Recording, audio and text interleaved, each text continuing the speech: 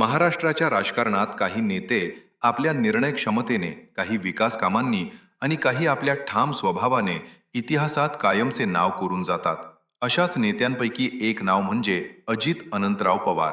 बारामतीच्या मातीतून सुरू झालेला हा प्रवास महाराष्ट्राच्या सत्तेच्या केंद्रापर्यंत पोहोचला. पण या प्रवासाचा शेवट मात्र अत्यंत अनपेक्षित आणि दुःखद ठरला. आजच्या व्हिडिओमध्ये आपण जाणून घेणार आहोत अजित पवार यांची संपूर्ण जीवनकथा. जन्म, बालपण, शिक्षण, राजकारणातील प्रवेश, संघर्ष, यश, वाद, कुटुंब आणि अखेरचा प्रवास. अजित अनंतराव पवार यांचा जन्म 22 जुलै 1959 रोजी अहमदनगर जिल्ह्यातील देवळाली प्रवरा येथे झाला. त्यांचे वडील अनंतराव पवार तर आई आशाताई पवार. पुढे संपूर्ण कुटुंब पुणे जिल्ह्यातील बारामती येथे स्थायिक झाले. बारामतीची माती, शेतकरी संस्कृती, सहकार चळवळ आणि ग्रामीण जीवन यांनी अजित पवार यांच्या व्यक्तिमत्वाला आकार दिला. लहानपणापासूनच ते अत्यंत शिस्तप्रिय, वेळेचे काटेकोर आणि मेहनती होते. बारामतीमध्येच त्यांचे शालेय शिक्षण पूर्ण झाले. महाविद्यालयीन शिक्षणानंतर त्यांनी सहकारी संस्था, साखर कारखाने आणि बाजार समित्यांमध्ये काम करण्यास सुरुवात केली. याच काळात ग्रामीण अर्थव्यवस्था, शेती, पाणी आणि विकास यांचा त्यांनी सखोल अभ्यास केला. अजित पवार हे ज्येष्ठ नेते शरद पवार यांचे पुतणे होते. शरद पवार यांच्या राजकीय कार्यशैलीचा त्यांच्यावर मोठा प्रभाव पडला. राजकारणातील शिस्त, संघटन आणि जनसंपर्क याचे धडे त्यांनी जवळून पाहिले. 1980च्या दशकात त्यांनी सक्रिय राजकारणात प्रवेश केला. बारामती कृषी उत्पन्न बाजार समितीमधून त्यांच्या सार्वजनिक जीवनाची सुरुवात झाली. काम करण्याची पद्धत आणि निर्णय क्षमता यामुळे ते लवकरच लोकांच्या नजरेत आले. 1991 मध्ये ते प्रथमच बारामती विधानसभा मतदारसंघातून आमदार म्हणून निवडून आले. त्यानंतर त्यांनी अनेक वेळा सलग विजय मिळवत बारामतीला आपला बालेकिल्ला बनवला.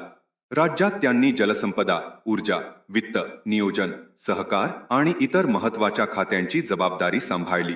प्रशासनावर मजबूत पकड, अधिकाऱ्यांकडून वेळेत काम करून घेण्याची शैली आणि जलद निर्णय घेणे ही त्यांची खास ओळख बनली. 2010 मध्ये ते प्रथमच महाराष्ट्राचे उपमुख्यमंत्री झाले. पुढील काळात विविध सरकारांमध्ये त्यांनी पुन्हा ही जबाबदारी सांभाळली. 2023 मध्ये राष्ट्रवादी काँग्रेसमधील राजकीय घडामोडींनंतर त्यांनी स्वतंत्र गटासह सरकारमध्ये प्रवेश केला. 2024च्या विधानसभा निवडणुकीनंतर स्थापन झालेल्या सरकारमध्येही त्यांनी उपमुख्यमंत्री म्हणून काम सुरू ठेवले. त्यांच्या कारकिर्दीत अनेक मोठे राजकीय वाद झाले. सिंचन प्रकल्पांबाबतचे आरोप, 2019 मधील पहाटेचा शपथविधी आणि राष्ट्रवादी काँग्रेसमधील फूट हे त्यांच्या आयुष्यातील सर्वाधिक चर्चिलेले प्रसंग ठरले. मात्र प्रत्येक संकटातून ते पुन्हा उभे राहिले. अजित पवार यांच्या पत्नी सुनेत्रा पवार यांनी नेहमीच त्यांच्या सार्वजनिक जीवनात साथ दिली. त्यांचा मुलगा पार्थ पवार यांनीही सार्वजनिक जीवनात प्रवेश केला. अजित पवार यांना अधिकारी आणि कार्यकर्ते दादा म्हणून ओळखत. ते वेळेचे अत्यंत पक्के होते. कामात हलगर्जीपणा त्यांना अजिबात आवडत नसे. बैठकांमध्ये ते थेट निर्णय घेत आणि लोकांच्या प्रश्नांवर तात्काळ कारवाई करण्यासाठी ओळखले जात. बारामतीचा सर्वांगीण विकास, सिंचन प्रकल्प, रस्ते, उद्योग, शेती आणि सहकार क्षेत्रासाठी त्यांनी अनेक उपक्रम राबवले. बारामतीला आधुनिक विकासाचा आदर्श बनवण्यात त्यांचा मोठा वाटा मानला जातो. 28 जानेवारी 2026 महाराष्ट्रासाठी हा दिवस अत्यंत दुःखद ठरला.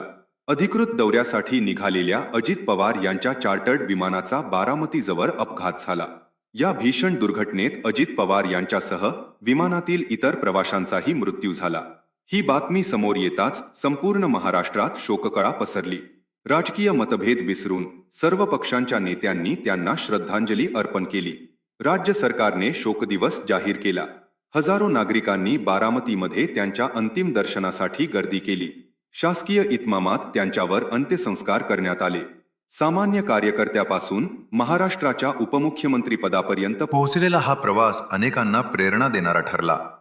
काही निर्णयांवर टीका झाली, काही निर्णयांचे कौतुक झाले. पण काम करण्याची गती, प्रशासनावरची पकड आणि विकासासाठीची धडपड यामुळे अजित पवार यांनी महाराष्ट्राच्या राजकारणात स्वतःची वेगळी ओळख निर्माण केली. आज ते आपल्यात नसले तरी बारामतीच्या विकासात, सहकार चळवळीत आणि महाराष्ट्राच्या राजकीय इतिहासात त्यांचे योगदान कायम स्मरणात राहील. मित्रांनो, अजित पवार यांच्या जीवनातील कोणता प्रसंग तुम्हाला सर्वात जास्त भावला? तुमचे मत कमेंटमध्ये नक्की सांगा.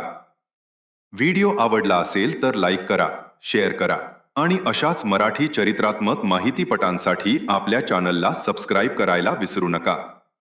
धन्यवाद.